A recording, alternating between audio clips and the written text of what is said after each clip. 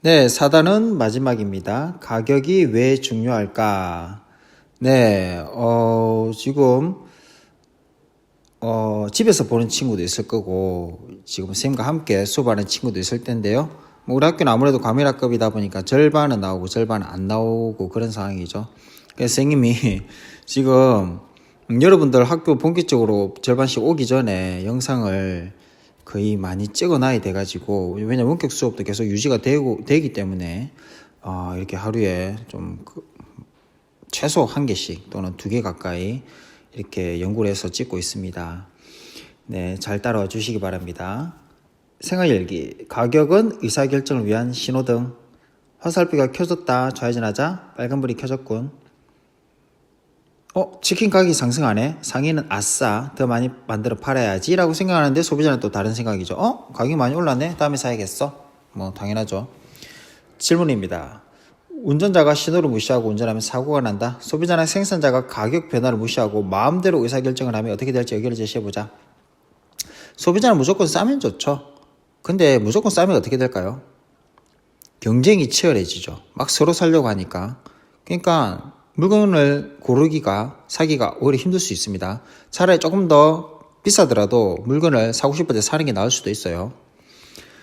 반면에 공급자는 비싸게 팔고 싶죠. 근데 비싸게 팔면 우리 소비자가 바보도 아니고, 또 전시회에 배운 것처럼 대체제는 언제든지 존재를 하거든요. 다른 걸로 갈아탈 수 있는 겁니다. 그러면 당연히 안 팔리겠죠. 안 팔리면 재고가 남아 돌고 뭐 어떻게 처분해야 될지 고민에 쌓일 수 있습니다. 그래서 공급자도 너무 욕심 부리지 않고 적정한 가격으로 내릴 필요가 있겠죠. 의사결정의 신호등 역할. 소비자는 가격이 오른 상품을 덜 구매하는 대신에 가격이 오르지 않은 다른 상품을 산다.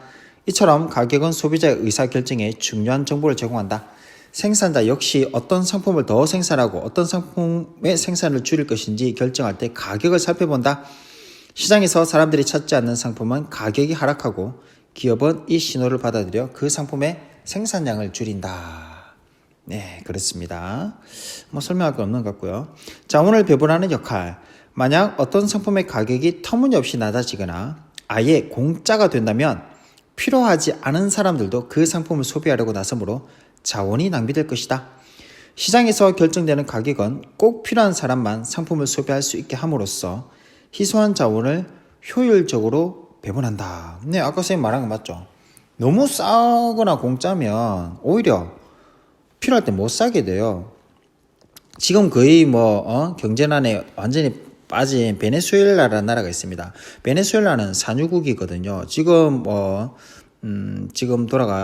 돌아간 차베스 대통령이 국민 복지, 왜냐면 석유가 펑펑 나니까 차베스 대통령이 있을 때만 해도 석유 가격이 좀 괜찮았거든요. 그래서 그 석유가 많이 나니까 국민들에게 나름 좋은 생각으로 석유 가격을, 휘발유 가격을 엄청나게 싸게 국민들에게 공급한 거예요. 그랬을 때 어떤 일이 벌어진 줄 아세요? 모든 국민들이 이제 차 다 끌고 나온 거죠. 왜냐? 기름값이 너무 싸니까. 그러니까 걷는 것보다 다 차를 갖고 나온 거예요. 500m, 1km 안 되는 거리도 다 차 갖고 나오는 거예요. 그러니까 어떤 일이 벌어졌다? 하루 종일 차가 막히게 되는 그런 일이 벌어졌었습니다. 지금 베네수엘라 거의 굉장히 어려운 상황에 처해 있는데, 관심 있는 친구들은 뉴스 찾아보시기 바랍니다. 톡톡톡 사회. 싸다고 모두가 가질 수 있는 것은 아니에요. 방금 선생님이 말한 베네수엘라랑 좀 비슷한 예인데요. A국의 왕은 국민에게 스마트폰을 보급하려고 수십만 원짜리 스마트폰을 만원에 판매하도록 명령하였다. 이에 스마트폰이 굳이 필요하지 않은 소비자까지 스마트폰을 사려고 매장으로 모여들었다. 스마트폰 제조회사는 손실이 들어오고 생산을 망설였다. 결국 매장에는 스마트폰이 하나도 남지 않았고, 스마트폰이 꼭 필요한 사람들은 발을 덩덩 구르며 안타까워했다. 그렇죠. 나 같아도 일단 줄 서 보겠습니다. 질문입니다. 스마트폰이 꼭 필요한 사람이 사지 못한 이유는 뭐죠? 네, 너무 저렴하니까 수요자도 엄청 늘었는데, 또 공급자는 어때요? 안 팔고 싶죠? 지금 원가도 안 나오는데. 공급자는 생산을 줄이고 수요자는 팍 늘고, 그러니까 살 수가 없는 것이죠. 다음 페이지 봅시다. 함께하는 창의교실. 신문기사를 보는 시장 가격의 변동원리. 국제유가 한때 $30선 붕괴. 2003년 12월 이후 최저. 공급 과잉 및 중국 생산 부진이 원인. 2016년 1월 12일 원유 가격이 배럴당 30달러 아래로 떨어졌다. 이는 지난해 말보다 17.8%나 급락한 수준이며 2003년 12월 이후 최저치를 기록한 것이다. 전문가들은 저유가의 가장 큰 요인으로 과도한 공급을 꼽고 있다. 미국 내 원유 생산량은 최근 6년 동안 2배로 증가하였다. 그렇지만 석유 수출국 기구 오펙 소속 국가들은 원유 시장에서의 주도권을 지키기 위해 원유 생산량을 줄이지 않고 있다. 이렇게 원유 공급이 급격히 증가했지만 원유 수요는 오히려 감소하였다. 중국의 생산 활동이 과거보다 부진하고 세계 경제가 침체에서 벗어나지 못하고 있는 탓이다 라고 되어 있습니다. 선생님이 초등학교 때요, 석유가 30년 뒤면 고갈된다고 선생님이 엄청나게 겁을 주셨거든요. 얘들아, 아껴 쓰라. 30년 뒤에 아무것도 못할 수도 있다. 이렇게 겁을 줬거든요. 그래서 우리도 막 어린 마음에 아이고 석유 없으면 이제 끌어당겨야 되나 아무것도 못하네 걱정했는데 이거 지금 그 시간이 지났는데도요 아직도 석유는 넘쳐나고 있습니다. 그러면 그 당시에 선생님이 거짓말한 걸까요? 그건 아니고요. 크게 두 가지 이유가 있는데요. 뭐냐면 탐사 기술이 발달한 거죠. 탐사 기술 발달로 과거에 못 찾았던 석유 유전을 발견해서 그렇고요. 두 번째는요. 선생님 초등학교 때보다 석유 가격이 한참 많이 올랐거든요. 그래서 예전에는 석유가 있는 걸 알았지만 이거 생산성이 낮은 거 있잖아요. 파는데 10,000원인 그걸 뽑아내는데 10,000원인데 그것을 팔면 8,000원이다. 그럼 2,000원 손해잖아요. 그런 거는 석유가 그 자원이라 안 하거든요. 근데 만약 석유 가격이 예를 들어서 팔았을 때 10만 원을 올랐다. 10,000원에서. 그러면 8,000원에 그 10,000원 이상은 들여도 충분히 그게 팔겠죠. 그런 식으로 해서 지금 그 석유가 아직도 계속 남아도는 겁니다. 근데 2016년 이게 어떤 일이 벌어지냐면요. 원래 미국이란 나라는 세계 최대의 석유 수입국이었습니다. 미국 자체도요, 그 약간의 축복받은 땅이라 그런지 몰라도 석유가 굉장히 많이 나고 있었거든요. 알래스카부터 해가지고 텍사스, 중진류 해가지고 석유가 많이 나고 있었는데 워낙 미국이 많이 쓰니까 제조업도 한참 돌아갈 때 엄청나게 많이 남에도 불구하고 엄청나게 많이 써대니까 석유가 늘 부족했어요. 그런데 어떤 일이 벌어졌냐? 미국에서 쉐일 오일이라는 것이 발견이 되고 개발이 되기 시작합니다. 즉 이 석유 자체가 뭐냐면요. 이 모래나 흙 속에 석유가 이게 섞여 있는 거예요. 그래서 과거에 석유 가격이 쌀 때는요. 아주 쌀 때 옛날에. 근데 이거는 석유를 뽑아내기가 너무 힘든 겁니다. 왜냐하면 다 걸러내야 되니까. 다 걸러내야 되고 어떤 기술을 써서 뽑아내야 되니까 사우디아라비아처럼 그냥 빨대만 꽂아도 나오는 그런 시스템이 아니거든요. 그러니까 생산비가 너무 많이 드니까 아예 개발 안 했는데 아까 말한 것처럼 과거보다 석유값이 많이 올랐다고 했죠. 2016년 전에. 오르니까 이제 그거를 개발할 수 있게 된 겁니다. 그리고 날이 갈수록 기술도 발전하고 옛날에 기술이 없을 때는 100달러 들었던 것이 지금 기술의 발달로 10달러밖에 안 든다든지 그렇게 해가지고 미국이 세계 최대 수입국에서 세계 최대 생산국이 돼버립니다. 그러니까 미국이 석유를 수입하다가 이제 수입 안 하는 거야. 한마디로 뭐죠? 팔던 사람 입장에서는 수요가 준 거죠. 수요가 주니까 석유 가격이 내릴 수밖에 없는 것이죠. 또 중국의 생산 활동이 과거보다 부진하다. 한마디로 공장을 열심히 돌릴 때는 석유가 많이 필요해가지고 비싼 값이 팔리는데 중국이 지금 석유를 많이 소비를 안 하니까 공장이 멈춰가지고 그러니까 석유 가격이 내려간다고 하는 것이죠. 지금 코로나 때문에 석유 가격이 계속 낮은 상태를 유지를 하거든요. 그 이유 이해가 되시죠? 네. 코로나 때문에 솔직히 지금 공장이 많이 멈춰 있지 않습니까? 과거보다. 그러니까 아무래도 석유 가격이 저유가를 유지하고 있죠. 선생님 기름 넣는 입장에서는 참 기분이 좋아요. 선생님 휘발유 차랑 경유차 다 있는데요. 디젤 같은 경유차 같은 경우에 심지어 1,000원도 안 하는 경우도 있어가지고 좀 기분 좋긴 한데 어쨌든 직접 관계된 사람들은 지금 속이 많이 타겠죠. 질문 1번입니다. 위 신문기사에서 유가 하락을 초래하고 있는 수요 요인과 공급 요인을 각각 찾아보자. 수요 요인은 뭡니까? 네, 중국 생산활동 부진한 거죠. 세계 경제가 침체된 것도 있고요. 공급은요?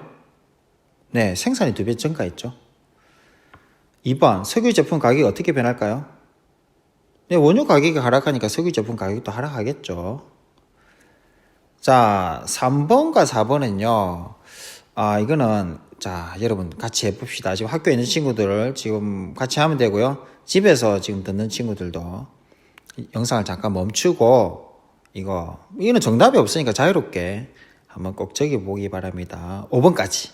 5번 협동 아니고 협동 아니고 스마트폰으로 만들어보자. 이거 좀 그렇긴 한데 어쨌든 좀 기술 좋은 친구들은 해보기 바랍니다.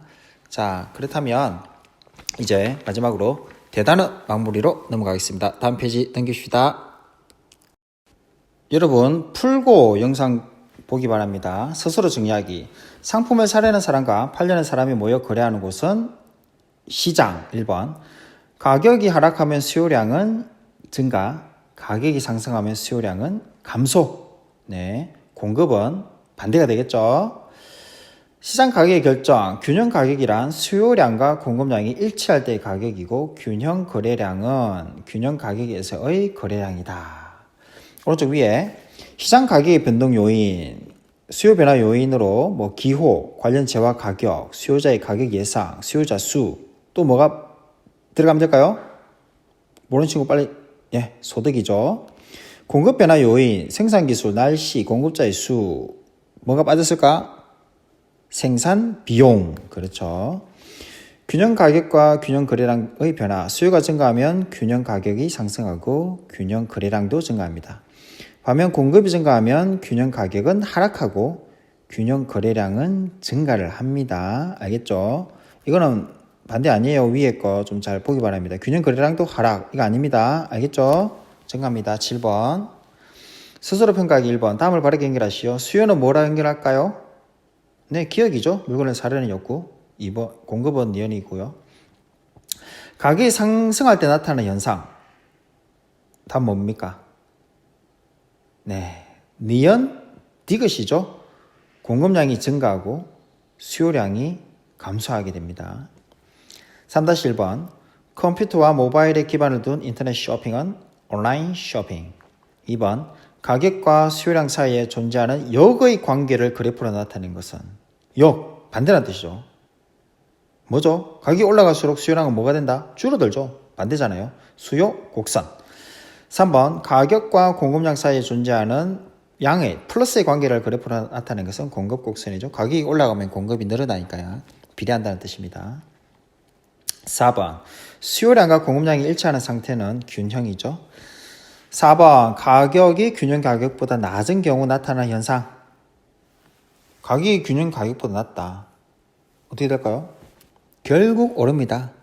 네. 뭐냐? 제자리를 찾아갈 수밖에 없어요. 5번. 공급이 감소할 때 예상되는 균형 가격과 균형 거래량의 변화를 서술하시오. 어떻게 될까요? 균형 가격은 상승하죠. 균형 거래량은 감소합니다. 네, 여러분 좀 이해되고 있죠? 6번. 위에서 피자의 대체제에 해당하는 거. 치킨, 햄버거, 보완제는요? 콜라, 사이다가 되겠죠? 게임기는 아무 관련이 없을 것 같습니다. 다음에 오른쪽 페이지. 네, 오른쪽 수행평가. 실제 수행평가 아닙니다. 오해하지 마시고요. 신나는 교실 벼룩시장. 1번부터 8번까지 쭉 나와 있는데요. 선생님이 이 학생 얼굴을, 눈을 살짝 가렸는데요. 이게 그 홈페이지에 누구라도 퍼갈 수 있게 공개되어 있어서 저작권하고는 별 상관이 없을 텐데, 그래도 너무 얼굴이 크게 잘 나와가지고 그냥 한번 살짝 지어봤습니다. 실제 학생이 기분 나쁠 수도 있겠네요. 그죠? 자, 요거 1번부터 8번까지 한번 보고 벼룩시장 활동 보고서를 한번 써보란 겁니다. 여러분 벼룩시장 좀 안 해볼 것 같은데 다 공부한다고. 그런 거 좀 아쉬워요. 좀 이런 것도 좀 하고 해야 되는데 다 공부하고 앉아있으니까 어쨌든 전에 기회비용처럼 벼룩시장은 나중에 할 수 있으니까 그죠? 지금 기회비용 차원에서는 여러분들 공부하는 게 집어 맞을 수도 있겠네요. 네, 좋습니다. 한번 하고 넘어가시기 바랍니다. 그러니까 실제로 벼룩시장 하라는 게 아니라 여러분이 상상해서 한번 꼭 적어보시면 좋겠습니다. 네, 여러분 4단원 마쳤습니다. 어려운 거 있으면 질문하시고 복습 꼭 하세요. 수고 많았습니다.